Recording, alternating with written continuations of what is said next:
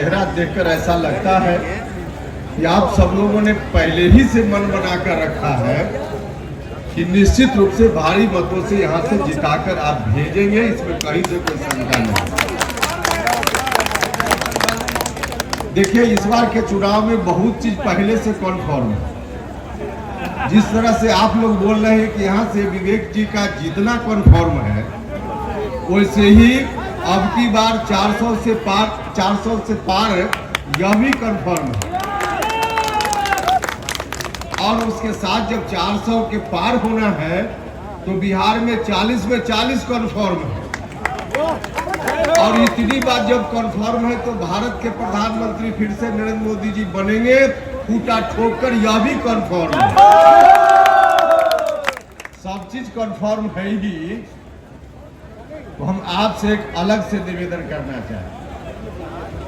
अब एक चीज जो कन्फर्म आपको करना है वह कन्फर्म, देखिए, देश में 400 से पार हो जाए, जो कन्फर्म आप लोग बता ही रहे।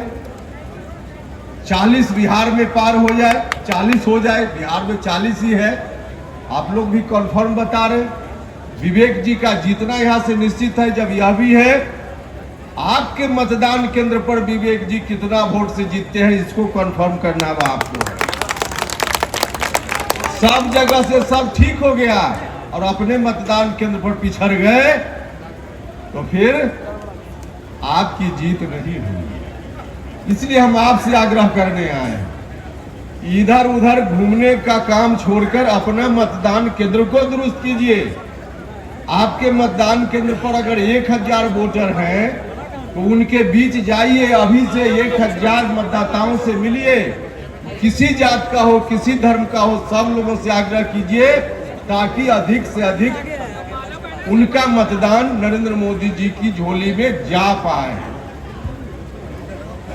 और यह ऐसा करने में आपको सफलता भी मिलेगी, इसमें कोई दिक्कत नहीं होगी। इसलिए कि नरेंद्र मोदी जी के ऊपर एक एक जनता का अटूट विश्वास है।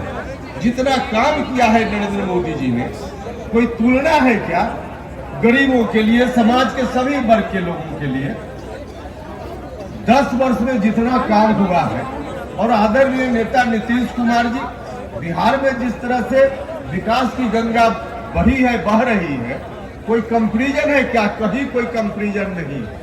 इसलिए लोगों के बीच जाइएगा, लोग निश्चित रूप से आपके आग्रह को स्वीकार करेंगे। हाँ, एक चीज की ओर मैं और इशारा करना चाहता हूं। देखिए, यहां से विवेक जी की जीत तो पक्की है, लेकिन जो विपक्ष के लोग हैं उन लोगों ने कुछ कंफ्यूजन पैदा हुआ आपके बीच में, इसका पूरा प्रयास किया है। कुछ गलतफहमी हो, इस बात का पूरा प्रयास किया। विपक्ष के जो उम्मीदवार हैं, कुछ लोग गलतफहमी में होंगे कि हमारे घर के किसी व्यक्ति को उम्मीदवार बना दिया। भैया, आपके घर के व्यक्ति को किस लिए उम्मीदवार बनाया? वह व्यक्ति कोई अपने आप में कुछ नहीं है, उस व्यक्ति को खड़ा किया गया है, उसके पीछे से बंदूक उसके कंधा पर किसी और का है, ट्रिगर किसी और के हाथ में है, और वह जो बंदूक का ट्रिगर चलेगा उससे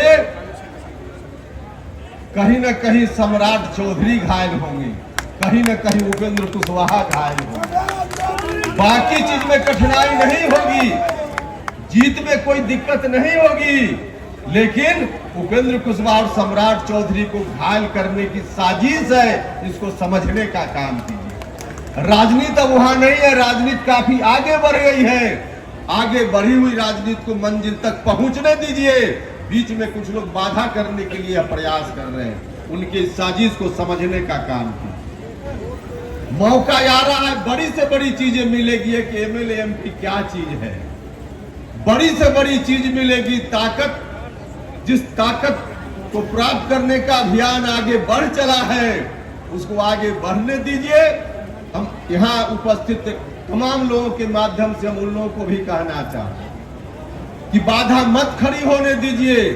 नुकसान सबसे ज्यादा आप ही का होगा जो लोग उनके पीछे खड़े होंगे।